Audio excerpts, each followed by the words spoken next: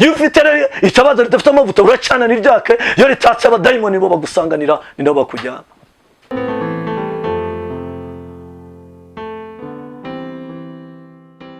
Mamavuta ndakwinginze, mamavuta Yesu mbone kwaka buri ntebo, turirimbe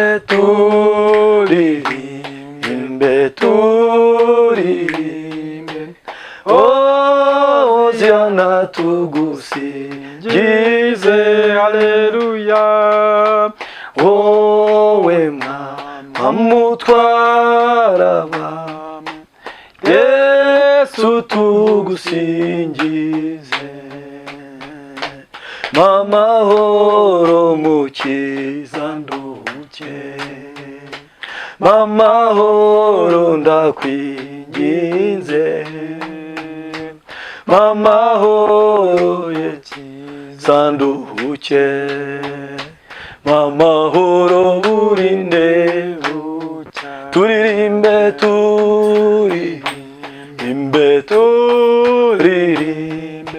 Hosiana tugusingize, wowe Mwana mutwara abantu, Yesu tugusingize.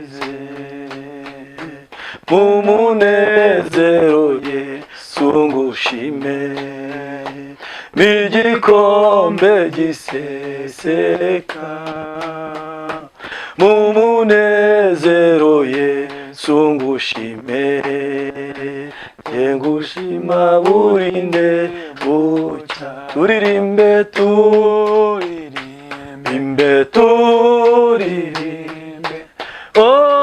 Hosiana tugusingize, haleluya. Wowe Mwami mwamutwara abantu, Yesu tugusingize. Makumeneka iteka mukiza, nkomeza kumusaraba. Makumeneka iteka mukiza, ujya umena buri ntebo, turirimbe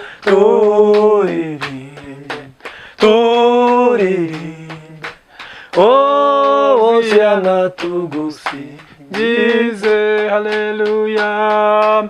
Wowe Mwami mwamutwara abantu, Yesu tugusingize. Maguhora nkwihangira amaso, ukunyigisha nkwemere. Maguhora nkwihangira amaso, nkwigireho buri ntebo, turirimbe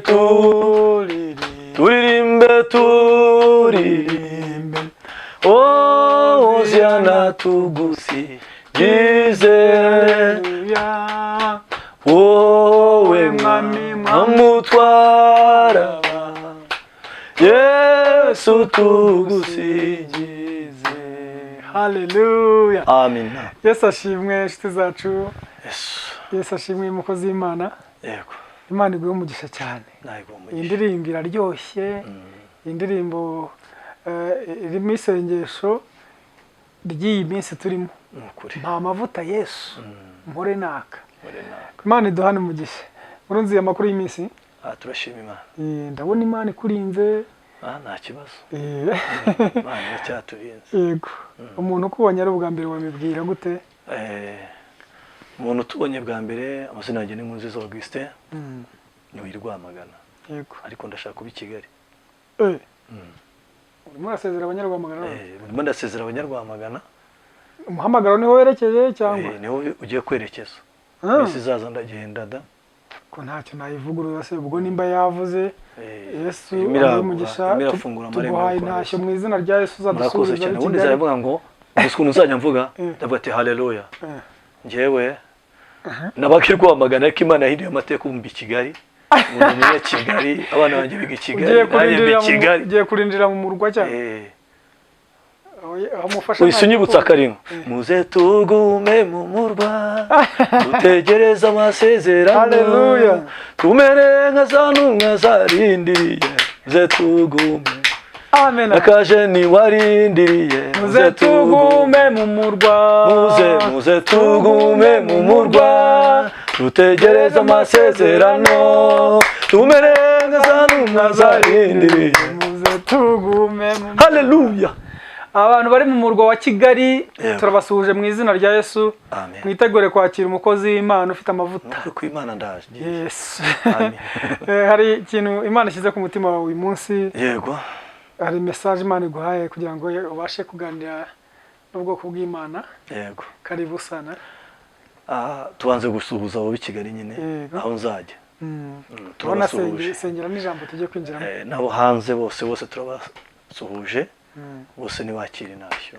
z'abana b'Imana amina reka dusengera ijambo ry'Imana uri uwera wa Isiraheli uri Imana uri mutanga bugingo uri izina rikomeye cyane twakubonyemo imbaraga zikomeye kandi turakwiringira ku manywa na nijoro nta wakunkuraho nasomyeje abo ngo imvizi zanda z'uruyenzi ikiduhetse umuntu nk'uwo wamuva ukajya he Petero avuga ngo twakuvaho tukajya he kwari wowe ufite amagambo meza twakuvaho data iyo dushonje uratugaburira iyo twambaye ubusa uratwambika utwishyurira amazu Haleluya amen munage kodesha ukamutangira amafaranga abana bakiga nta kazi bakiga amashuri meza bagatsinda bakabona ubwenge twakuvaho tukajya he kwari ufite amagambo meza twatuma gusengera iki kiganiro tugiye kuganira reka ugishyigikira ugihe imbaraga tubangame Satani n'abadayimoni tuvuga ngo umuntu wese urudukurikirane nabone ku mbaraga yawe Kristo niyuzura umwuka wera nagira ibihe byiza kandi Kristo dushyigikiye dusoze neza ndetse ubutumwa butambuke bugere kuri benshi tubangame Satani n'abadayimoni mu izina ryawe Yesu Kristo urakoze kuko umanukiye ukora kandi ukakora ibyiza ni mu izina ryawe Yesu Kristo amen amen amen tugane ku ijambo ry'Imana tugane ubutumwa bw'isuku bwanditswe na Matayo 25 ni amagambo benshi bazi ariko ntibakamenyere nagiye nyavugaho cyane ariko n'ubu ngiye kuyavugaho yego karibu Daniel Matayo 25 umurongo waho wa mbere yego titre y'amagambo iravuze ngo umugani w'abakobwa 10 icyo gihe ubwami bwo mu ijuru buzagereranwa n'abakobwa 10 yego bajyanye amatabaza yabo bajya gusanganira umukwe yego ariko muri bo 10 abatanu bari ariko muri abo 10 abatanu bari abapfu abandi 5 bari abanyabwenge abapfu bajyanye amatabaza yabo bajyana n'amavuta bajyanye amatabaza witonde ariko ntibajyana iki amavuta ariko abanyabwenge bo bajyana amavuta amatabaza bajyana n'iki n'amavuta mu mperezo zabo hamwe n'amatabaza yabo yego umukwe atinze ariko umukwe atinze bose barahunikira barasinzira murongo wa 6 yego ariko nijoro mu gicuku habaho urusaku ngo umukwe araje nimusohoke mu musanganire maze babakobwa barahaguruka ari 10 baboneza amatabaza yabo abapfu babwira abanyabwenge bati nimuduhe ku mavuta yanyu nuko kuko amatabaza yacu azima ariko abanyabwenge yego barabahakanira bati oya ntabwo yadukwira twese ahubwo nimujye mu bahanjuzi mujyeyo muyigurire bagiye bakimara kugenda kugura umukwe ahita yinjira abari biteguye binjirana nawe bose urugi rurakingwa hanyuma b'abakobwa bandi nabo baraza barahamagara bati nyakubahwa dukingurire nawe arabasubiza ati ndabakingurira ndababwira ukuri yuko ntabazi nuko mube maso kuko mutazi umunsi cyangwa igihe. Imana iguhe umugisha. Amen. Haleluya. Amen. Iri jambo nubwo tutakirwa wenda tugira icyo turivugaho tukarisomera tukarisengeramo, uwo kumva yaba yumvise. Ariko biri tubwira ngo iki? Biri tubwira ko abakobwa bagerangwa n'iki? Ni itorero. Muri iri torero ryarimo abantu abakobwa 10 cyangwa harimo abakristo bose bari muri iryo torero. Kandi muri iri torero ngo bari barabwiwe babwirwa ko Yesu azaza, ndetse nabo bari biteguye ko Kristo namara kuza uyu mukwe naza bose bazajya. Ngo ariko ngo bari bafite ikibazo cy'uko bafite amatabaza, ariko abatanu bafite amatabaza ariko badafite amavuta. Ariko ngo batanu b'abanyabwenge, haleluya, Bibiliya ivugaho ngo bari bafite amavuta bafite n'amatabaza yabo. Nubwo bari mu nzu y'Imana basengaga, bakomeje kurinda iki Imana yabashyizemo. Haleluya. Amen. Bakomeje kukirinda, barinda iki Imana yabavuzeho. Ngo muri iryo joro, muri iyo minsi cyangwa muri iyo minsi bagenaga, ngo bararirimbaga, ari abanyamasengesho, ari abaririmbyi, ari abavuga butumwa, bakoraga umurimo w'Imana, barasengaga, bakoraga. Ariko uziko hari igihe umukwe ajyaza. Umukwe ajyaza. Ubu uziko umukwe ajya ashobora kuza ku giti cyawe, ku giti cyanjye. Iryo joro ngatungurwa ngumva itegure ibyo wakoze, imirimo wakoze, ibyo wakoze byose birahagije vayo. Narangiza nkaba ndagiye, naba narakoze neza, amavuta yanjye nkacana Kristo akambona. Uziko namaze gusobanukirwa mwiyerekwa nigeze ngira, iyo umuntu apfuye yarakoze bibi, umwijima ni umusatira. Kristo ni umucyo. Nta handi hantu Kristo ashobora kubonera umuntu ataruka cyane itabaza ririmo amavuta kugira ngo abashe kumubona. Iyo ufite itabaza ridafite amavuta uracana niryake, iyo ritatse abadayimoni bo bagusanganira ni nabo bakujyana. Kubera ko nta mavuta ufite, igihe cyose nta mavuta ufite, umwijima ni ugusatira kandi ni ugutwara. Satani ni kise kibi, ni umwijima. Ariko Kristo ni umucyo, n'abamusenga agomba kuba umucyo. Ndagira ngo tubwire abantu, hari ibintu ukora ukavuga ngo ndi mu idini rinini, simvuga amadini. Ndi mu idini rinini, iri dini ni iryanjye, undi akavuga ati nanjye iri ni iryanjye. Wajya no kuvuga ati ndi umukristo runaka, pasiteri wanjye, bishop wanjye ni runaka, ukamuvuga. Undi akavuga ngo bishop wanjye ni runaka, ariko ukaba ufite icyo bitwa idini ari ryo tabaza, ariko udafite amavuta. Haleluya. Ukaba ufite idini ariko nta mavuta ufite. Icyo uzakubwira ko umuntu adafite amavuta danye, afite idini, afite itabaza ariko adafite amavuta. Iyo uri umugabo, umukobwa yaje uhita wiyambura mu gasambana ko nta mavuta ufite. Ufite idini ariko nta mavuta. Icyo uzakubwira ko umuntu afite idini ariko adafite amavuta, uraza ukareba nka Daniel ati rwose nguriza 20 nanjye n'umukozi w'Imana, ndi umwanuzi, ndi umuntu w'Imana, ukayamuha ibihumbi byawe 20 cyangwa 50 y'amafaranga akayakwambura. Kubera ko afite iki? Idini ariko nta mavuta agize gute? Muri iryo dini nta mavuta afitemo, kandi arasenga pe, uranamubona rwose byose arabikora, ariko nta mavuta afite. Nta mavuta afite. Daniel uzi icyo bisaba? Arakwambura kugira ngo nawe akugushe. Ujye uvuga ngo ariko ngo abarokore b'iki gihe, kugira ngo nawe ujye uhora uca imanza, nuvuga ngo wowe barapfuye, ariko akwambura kugira ngo nawe ugwe. Utekereze bibi, utekereze ko wamufungisha, utekereze ko wamurega, utekereze ko wamuteguka bamukubita kubera ibintu bagukoreye. Akenshi abantu abakikubwira abantu bafite amatabaza babereye kugira ngo basitaze abandi kugira ngo babagushe, bagushe abanyamavuta. Ariko Bibiliya ivuze ngo cyaba batanu nubwo bari kumwe n'aba bantu babagusaga ntibabishyure, bakomeje kurinda amavuta. Amen. Bo bari babizi ko igihe kizagera, eto de more gria aina shabre, bari babizi ko igihe kizagera, cyamara kugera bakazata. Unibyo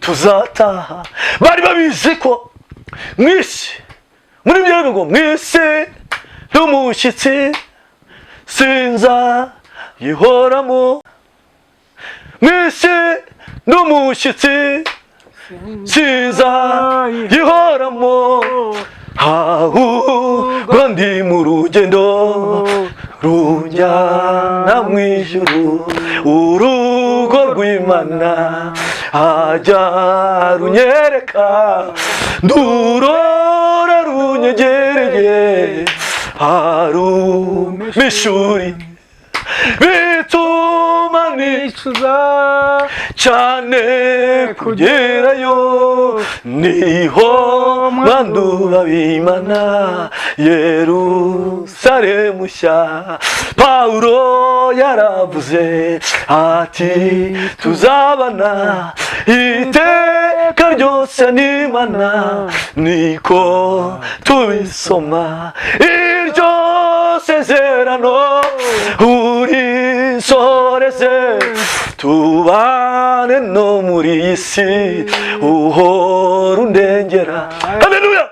Aba bacandu bari abanyabwenge nubwo babamburaga babonaga ko ari ugushaka kubasitaza nubwo bashaka kubakoresha amakosa bakomeje kurinda icyo Imana yashyize muri bo bituma babasha kwirinda. Ariko abatanu bari barakurikiye idini barata idini gusa barata idini. No muri iki gihe turimo hari abantu barimo kurata amadini ariko badafite amavuta. Dukeneye kugira ngo turate itorero ry'umwuka turate n'amavuta ya Kristo kuko ari byo bizatujyana. Itorero ry'Imana iyo rizagenda ntabwo hazagenda idini, hazagenda itorero ryuzuye umwuka wera, itorero rifite amavuta niryo rizazamuka.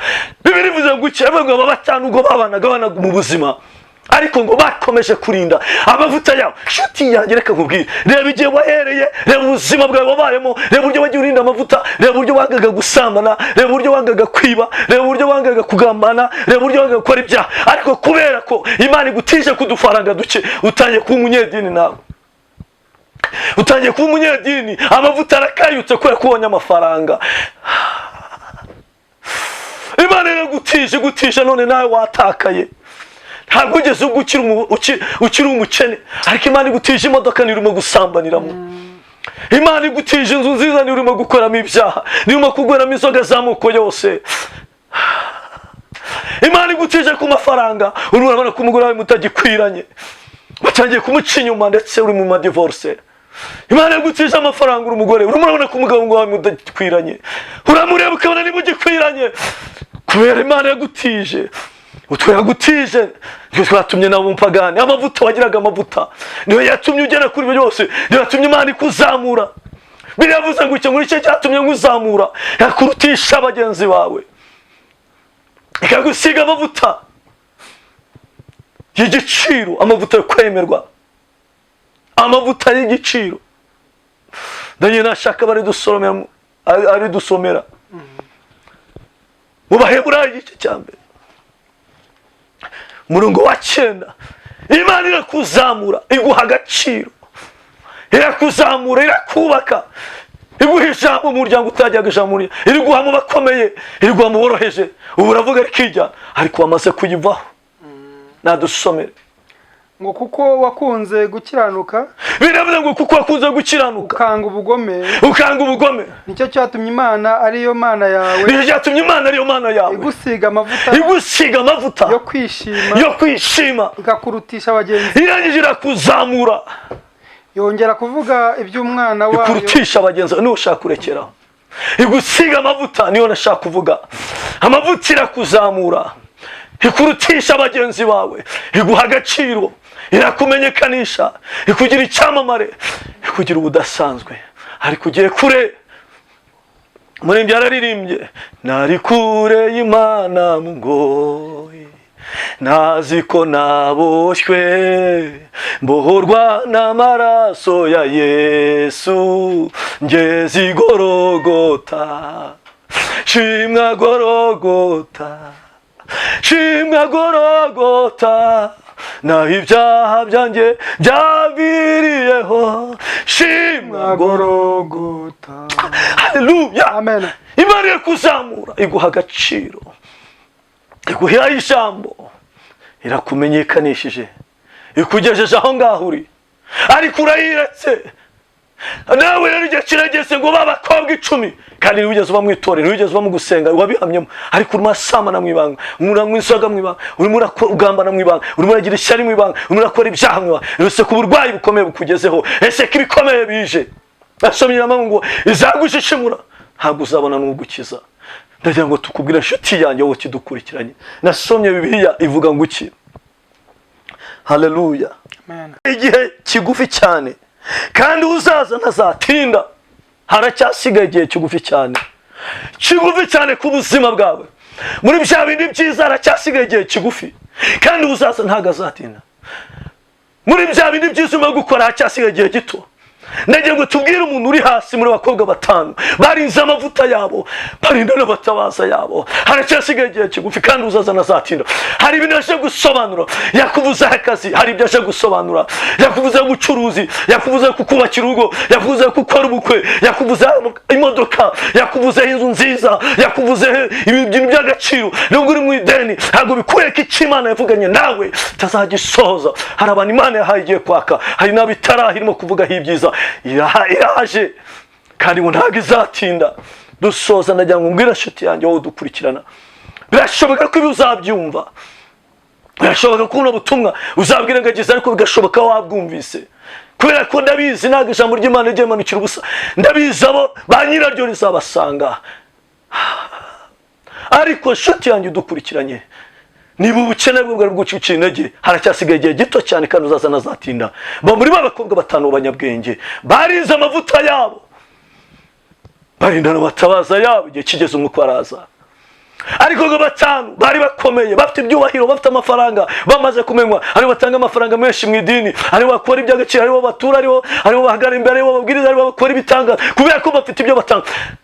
Ngo ariko umukaje isoni zirabakora, bashaka kujya kwiyana bitagikunze, bashaka guhinduka bitacyemeye. Ariko abatanu barabwira ati mwaduhaye, arabwira ati yakareka aya nacu, haracyasigaye igihe kigufi cyane uzaza nazatinda. Imana arakuzamuye kurutisha bagenzi bawe. Dusoza rero inshuti yanjye, birashoboka ko ushobora kubyumva ari hejuru, Imana itaranyuza mu mweyo, itaraza ngo ibikubure, itarakunyuraho ngo nawe guteza indwara, itarakwibira umwana ngo, itaratwara umwana wawe ngo abe yanapfa utazi uburyo apfuye, itarakugera ngo nawe ugereze kugereho, mbega hari ibihano byinshi Imana ishaka gukoresha kugira ngo ikugereho, ukaba ubyumvishwa buce bugufi. Yesu arakicaye ku ntebe y'imbabazi. Nagira ngo noneho wongere urebe uvuye atese amatabaza mfite, haracyarimo amavuta. Nusanga n'amavuta biracyemewe kujya gushaka amavuta, ugere uzana amavuta, wongere usane ibihe byiza wagiranye n'Imana. Ntabwo birashoboka ko ugendera mu kigaro utazi ibyo ari byo, utaranakizwa kandi ukeneye guhinduka no gukizwa. Ndagira ngo uve mu busambanyi bwawe, uve mu magambo yawe, uve mu byaha urimo, uve mu bapfumu, uve mu kuraguza, uve hahandi uri, nawe wemereye Yesu Umwami n'Umukiza azahindure ubuzima bwawe. Uvuye ati nanjye nari kure, ntazi Imana rurema, ariko nyumva ijambo riratsinze, nemeye ko guhinduka nkaba uw'Imana. Nari umunyabyaha, nanditswe mu gitabo cya Satani, none Mana nkura mu gitabo cy'abadayimoni, mu gitabo cy'abarimbuka, nanjye unyandike mu gitabo cy'ubugingo, nanjye nditwe umwana wawe. Reka dusenge. Data mu izina ryawe Yesu Kristo, ufite imbaraga zirema, reba uyu muntu wari kure kuko yemeye guhinduka mu gitabo cy'ubugingo.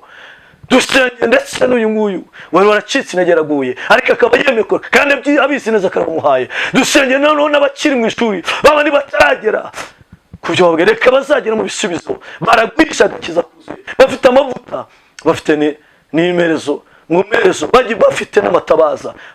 Mu izina ryawe Yesu Kristo turabasengeye, dusengeye abarwaye kanseri, baragezwe na kanseri, diabete, indwara zikomeye, abari bagiye gusenya wongere ubake mu izina ryawe Yesu Kristo. Abana barwaye, ababyeyi barwaye, abagabo barwaye, abagore, abasaza, abakecuru, abari hanze no mu Rwanda badukurikirana bafite ibibazo, ni wowe urangiza ibibazo. Twasengaga gutya, manuka bururuke, utangiye agakiza keza. Urakoze ko byose ubyemeye mu izina ryawe Yesu Kristo.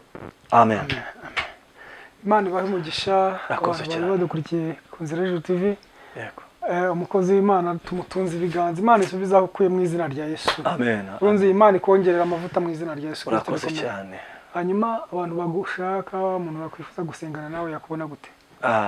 Nomero yanjye ni 0782 54 38 73. Yesu aguhe umugisha, turagukunda cyane. Zagaruke. Nzagaruka.